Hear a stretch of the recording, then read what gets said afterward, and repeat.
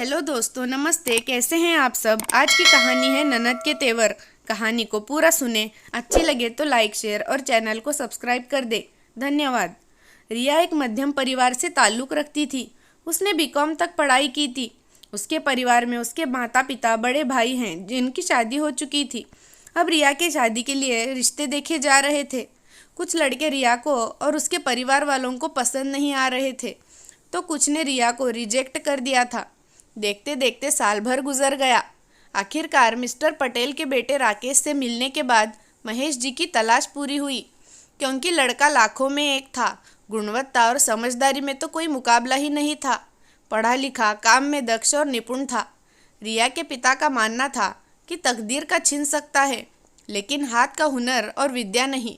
अगर बुरा वक्त भी आ जाए तो हमारी बेटी को खाने और पहनने की कभी कोई तकलीफ नहीं होगी। लड़के वालों को भी रिया एक नज़र में पसंद आ गई। दोनों परिवारों ने बातचीत की। तब तक लड़की के पिता और भाई ने लड़के की आदत के बारे में छानबीन कर ली। छानबीन में भी सब कुछ ठीक था।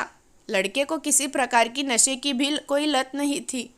बस एक ही समस्या थी कि घर में लड़के की शादीशुदा बहन थी, जिसकी सब चलती थी उनके घर में। ये बात आस पड़ोस में पूछने के बाद मालूम हुई।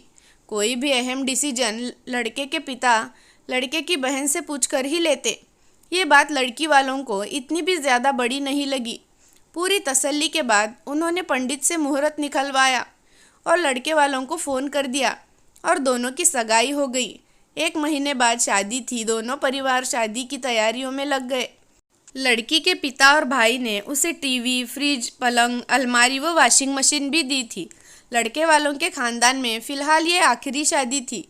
लड़की के पिता ने जो भी दहेज का सामान दिया, उस दिन तो लड़के वालों ने रख लिया, लेकिन दूसरे दिन ही लड़के की बहन ने कहा कि वॉशिंग मशीन आई है, वह ठीक है, लेकिन कपड़े तो तुम्हें हाथ से ही धोने पड़ेंगे।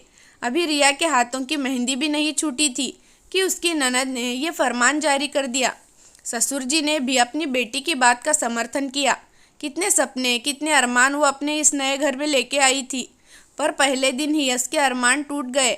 वह मन ही मन सोचने लगी कि अभी तो ससुराल में कदम रखा ही नहीं कि दीदी की दखलंदाजी शुरू हो गई। इसी तरह चलता रहा तो मैं कैसे अपना जीवन गुजारूंगी। आज रिया के ससुराल में पहली रसोई थी, तो उसने अपने ससुर जी से पूछा, पापा जी मीठे में क्या बनाऊं, क्योंकि उसकी सास तो थी नहीं। तब भी ननद तपाक से बोली, तुम दाल का हलवा बना लो। रिया को गुस्सा इतना ज़ोर से आया, लेकिन फिर भी वह खून का घूंट पीकर चुपचाप दाल का हलवा बनाने लगी। सबने हलवा खाया और उसकी बहुत तारीफ की। ससुर जी ने नेग में क्या दूं, ये भी अपनी बेटी से ही पूछ लिया, तो ननद ने कहा कि 2 सिक्के दे दीजिए, अब तो काटो तो खून नहीं। रिया को मन ही मन बहुत गुस्सा आ रहा था कि हर छोटी सी छोटी चीज़ के लिए ननद से पूछा जाता है।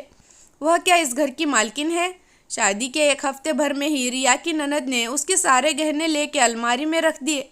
एक गहना भी रिया के पास ना छोड़ा। रिया को बहुत बुरा लगा, फिर भी वह चुपचाप थी। नई दुल्हन के कानों में और गले में कुछ तो होना चाहिए। रिया के पिता ने भी सोने का फुल सेट डाला था उस पर, और उसके ससुराल वालों की तरफ से भी उसे सोने का सेट मिला था, लेकिन उसे देखकर ऐसा प्रतीत होता था जैसे वह कोई काम वाली बाई हो। धीरे धीरे दिव्या यानी रिया की ननद की दखलंदाजी बहुत ज़्यादा बढ़ गई थी। उसे रिया का अपनी पसंद का खाना मंगवा कर खाना या अपनी पसंद का खाना बनाना भी पसंद नहीं आ रहा था।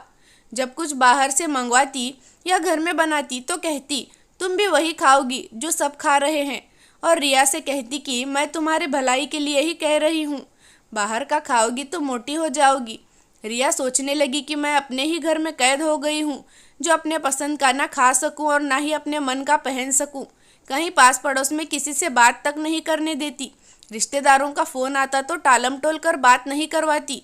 हर समय सास बनकर बैठी है और अपनी हुकूमत चलाती। अभी शादी को 2 महीने ही हुए थे, पर रिया इस तरह मुरझा चुकी थी मानो शादी को 5 साल हो गए हैं। रिया पूरी तरह से उदास हो चुकी थी। उसका जीना पूरी तरह से मुश्किल हो चुका था।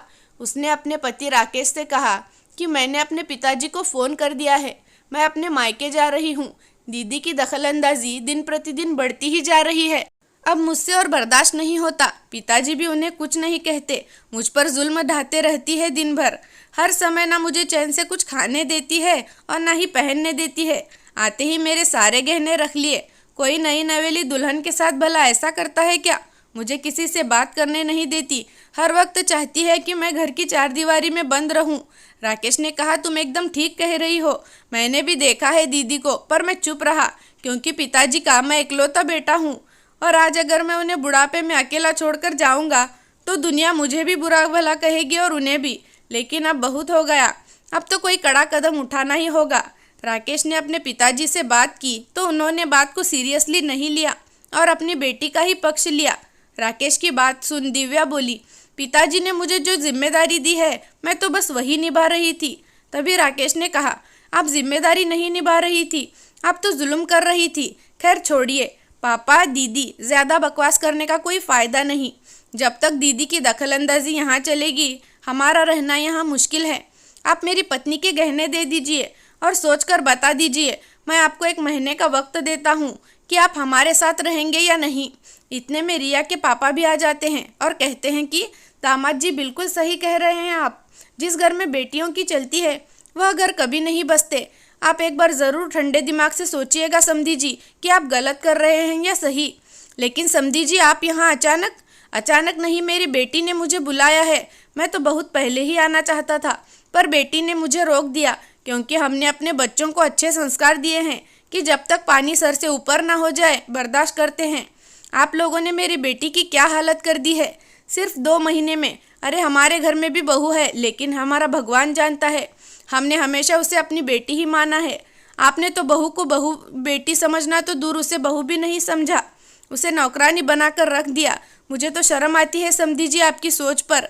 खैर छोड़िए, आपसे कुछ आशा करना ही बेकार है। रिया बेटा चल जल्दी से तेरा सामान पैक कर ले, मैं बाहर तेरा इंतज़ार कर रहा हूँ। तब राकेश ने कहा पापा आप मुझे अपने साथ नहीं ले जाएंगे? तो मनोहर जी ने कहा, क्यों नहीं बेटा, ये तो हमारी खुशनसीबी है कि हमारी बेटी को इतना अच्छा पति मिला है जो उसके सुख दुख में उसका साथ दे। तो पापा जी बस 10 मिनट का वक्त दीजिए, सिर्फ आपकी बेटी ही नहीं बेटा भी आपके साथ चलेगा, ठीक है? राकेश बोलता है, पापा मैं आपसे फिर पूछ रहा हूँ, क्या आप दीदी को घर का प्रधान बनाकर घर को तोड़ेंगे या अपने बेटे बहू के साथ रहेंगे? तो रमेश जी ने कहा, जो जैसा चल रहा है वैसा ही चलेगा, ठीक है जैसे आपकी मर्जी, मेरी पत्नी के गहने दे दीजिए। तो रमेश जी ने अपनी बेटी से कहा कि बहू जो मायके से ले आई थी वह गहने उसे दे दो। तो राकेश ने कहा कि सिर्फ मायके के ही क्यों, ससुराल वाले क्यों नहीं? तो रमेश जी ने कहा, ज़्यादा सवाल जवाब मत करो, कहा ना नहीं मिलेंगे। तो राकेश ने कहा, ये आग भी दीदी की लगाई हुई होगी। खैर छोड़िए, जब भी आपको लगे कि आपने गलत किया आपने बहू बेटे के साथ और आपको प्रायश्चित करना हो तो हमारे घर के दरवाजे हमेशा आपके लिए खुले हैं। चलता हूँ। दोस्तों, जिस घरों में बेटी की चलती है वह घर कभी नहीं बसते। कहानी कैसी लगी कमेंट करके ज़रूर बताना। धन्यवाद।